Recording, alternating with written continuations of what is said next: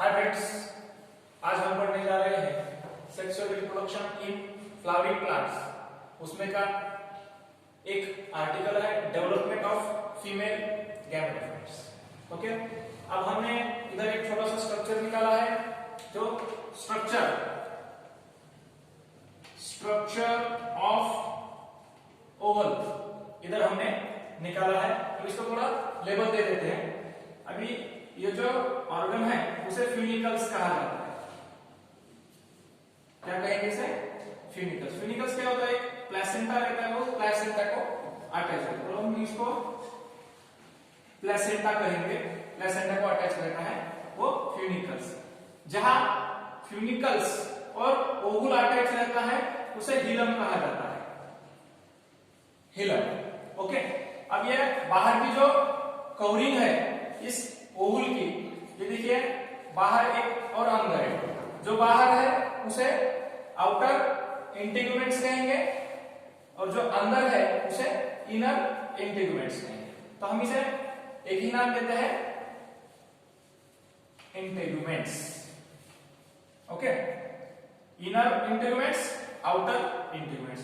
ये अंदर की तरफ जो सेल हमें दिखाई दे रहे हैं उसे हम न्यूसेलस कहेंगे। उसे हम क्या कहेंगे? न्यूसेलस।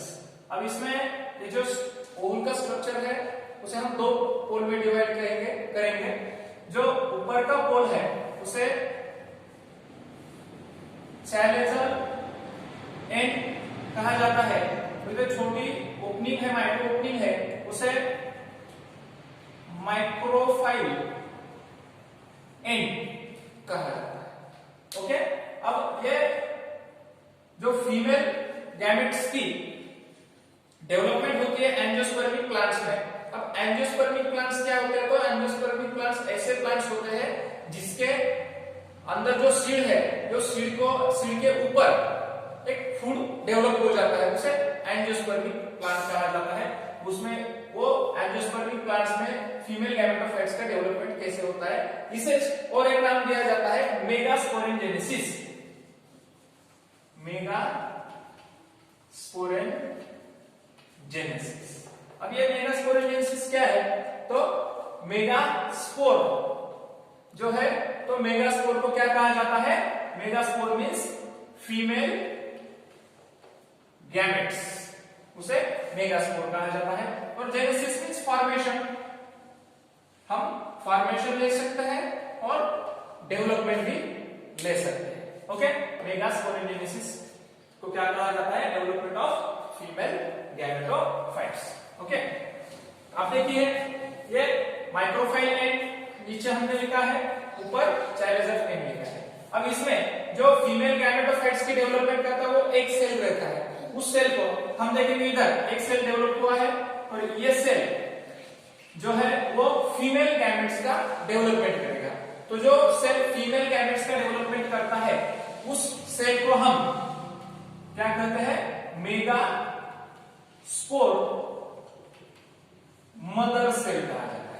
जो फीमेल गैमेट्स डेवलप करता है उस सेल को हम मेगा स्पोर मदर सेल कहते हैं। अगर मेल गैमेट्स का डेवलपमेंट हो जाता है जिस सेल से, तो उस सेल को हम माइक्रोस्पोर मदर सेल कहेंगे। ओके, तो हम पढ़ रहे हैं फीमेल गैमेट्स का डेवलपमेंट, तो उसे क्या कहेंगे? Megaspore mother cell. उसे शॉर्ट फॉर्म में एमएमसी, मेगास्पोर मदर सेल भी कहा जाता है, जो क्या करेगा?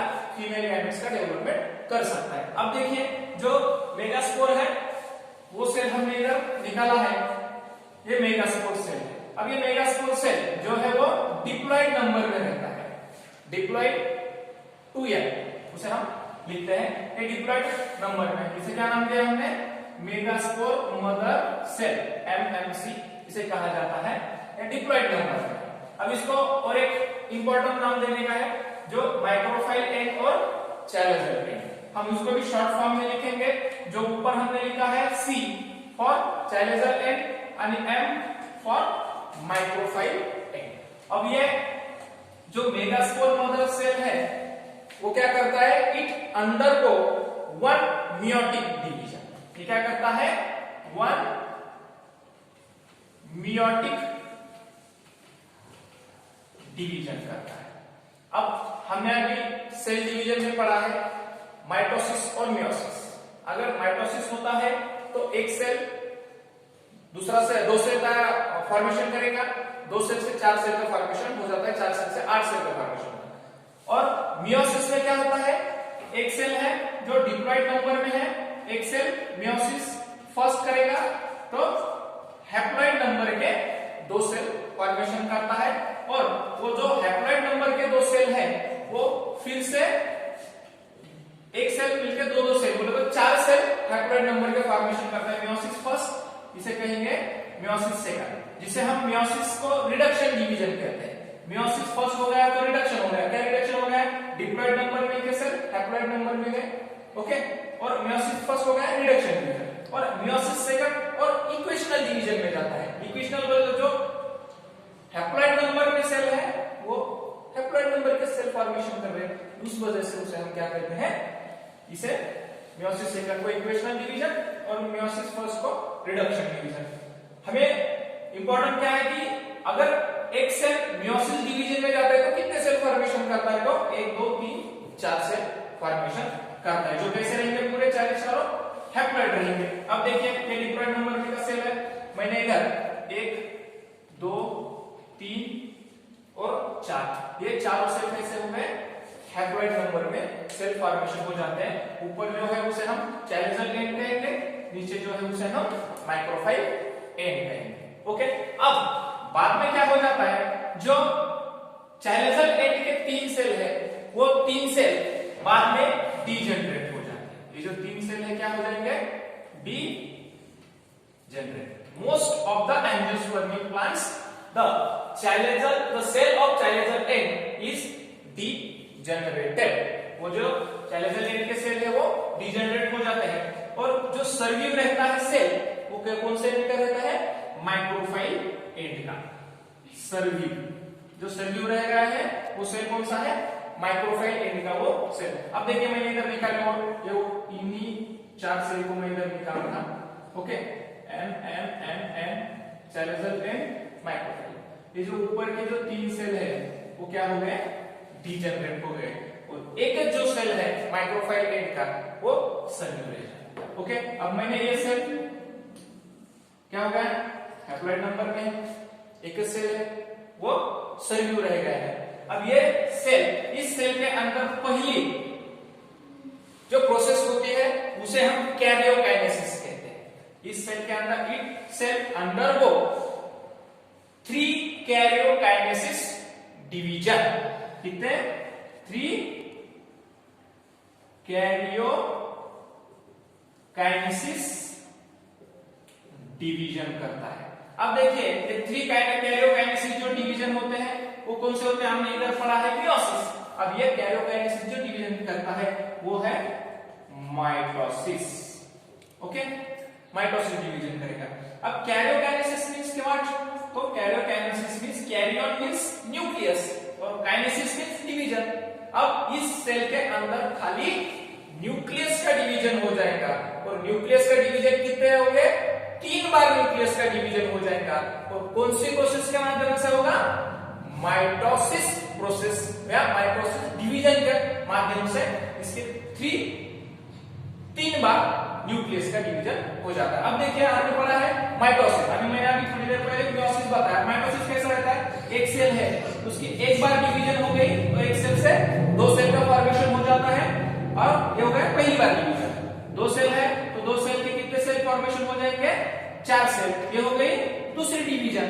और 4 सेल फिर से और 4 सेल फॉर्मेशन करके 1 2 3 4 5 6 7 8, कितने सेल हो गए, 8 सेल। कितनी बार डिवीजन हो गए, 3। तो मैं इधर क्या लिखा है, 3 कैरियोकाइनेसिस डिवीजन। खाली न्यूक्लियस 3 बार डिवीजन करेगा, कौन सी प्रोसेस से, कौन सी डिवीजन से, माइटोसिस डिवीजन से। तो हमको मालूम हो गया, तो 3 बार कैरियोकाइनेसिस डिवीजन हो गया तो उस सेल के अंदर न्यूक्लियस कितने फॉर्मेशन हो जाएंगे, 1 2 3 4 5 6 7 8 न्यूक्लियस का फॉर्मेशन उस सेल के अंदर हो जाएगा। कौन सी प्रोसेस से माध्यम से, कैरियोकाइनेसिस डिवीजन के माध्यम से। आप देखिए मैंने इधर ये सेल निकाला, ओके, और इसके एक सेल है, एक न्यूक्लियस है, उसका पहली बार डिवीजन हो गया, कितने हो गए? 2 न्यूक्लियस फॉर्मेशन हो गए। 2 से दूसरी बार हो गए 4 हो गए, और 4 एक बार डिवीजन करेंगे तो कितने हो जाएंगे? 8 न्यूक्लियस का फॉर्मेशन इस सेल के अंदर हो जाता है। अब ये 8 न्यूक्लियस फॉर्मेशन हो गए। अब इधर हमें नाम नहीं दिया है, इसको नाम देना पड़ेगा। ऊपर है जो चाइलेजल एंड, नीचे है जो माइक्रोफाइल। ऊपर है जो चाइलेजल एंड, नीचे है वो माइक्रोफाइल एंड कहा जाता है।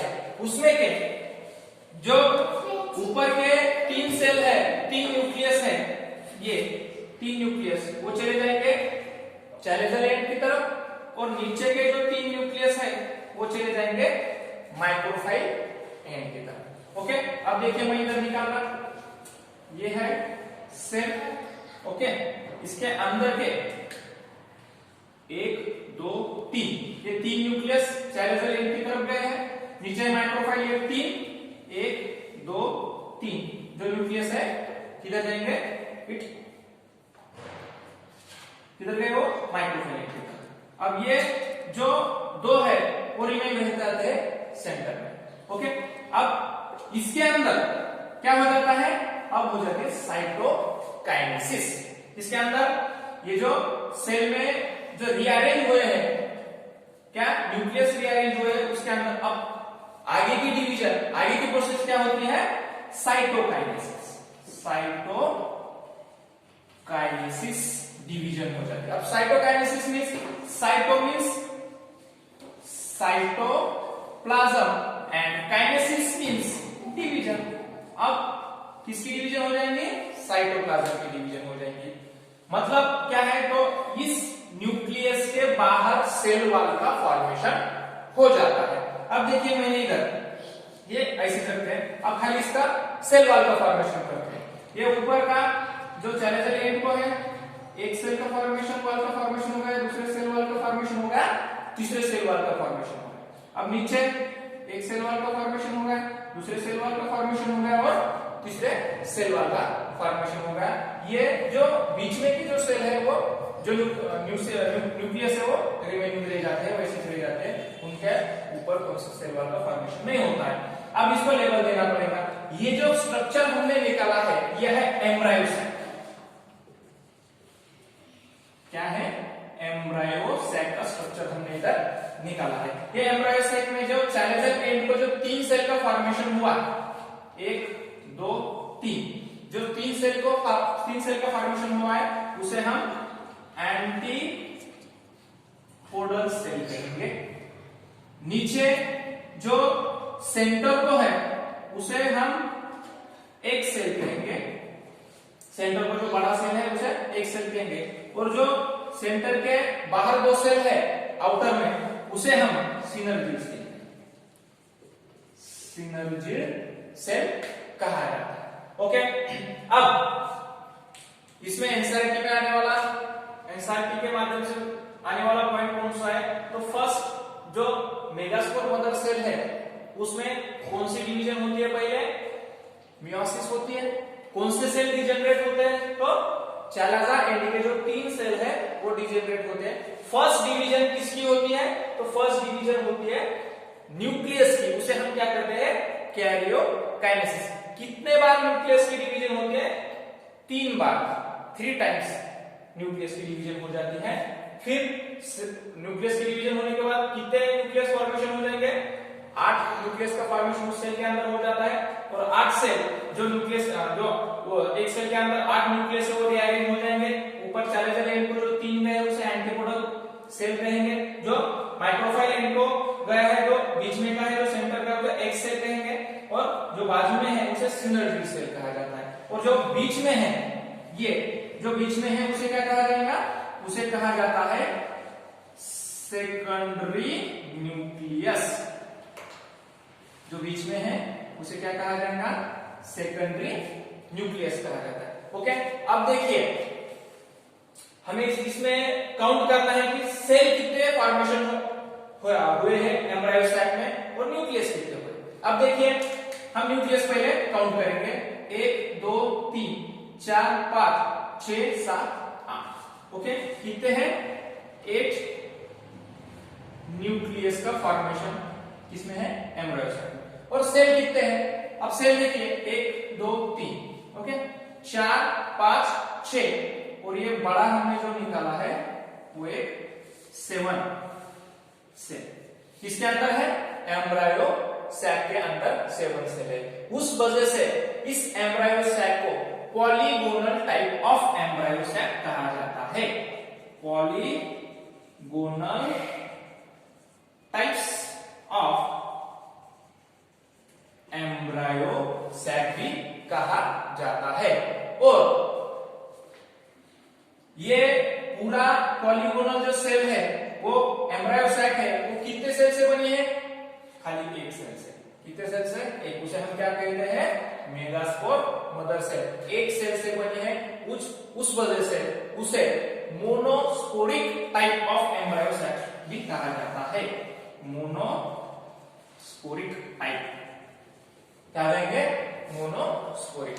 इसमें ध्यान में रखने वाला एक पॉइंट है कि एम्ब्रायो सैक में न्यूक्लियस कितने हैं 8 न्यूक्लिएटेड है और सेल कितने हैं 7 सेल से बना हुआ अपना एम्ब्रायो सैक है। आप मुझे अभी ये सेक्सुअल रिप्रोडक्शन में से एक आर्टिकल हमने खत्म किया है उसे डेवलपमेंट ऑफ फीमेल गैमेटोफाइट्स और मेगास्पोरेजेनेसिस भी कहा जाता है। मुझे यकीन है कि ये पॉइंट आपको अच्छी तरह से समझ में आया होगा। अगर आपको ये अच्छा लगा है तो मेरे वीडियो को लाइक कीजिए और मेरे चैनल को सब्सक्राइब कीजिए। Thank you.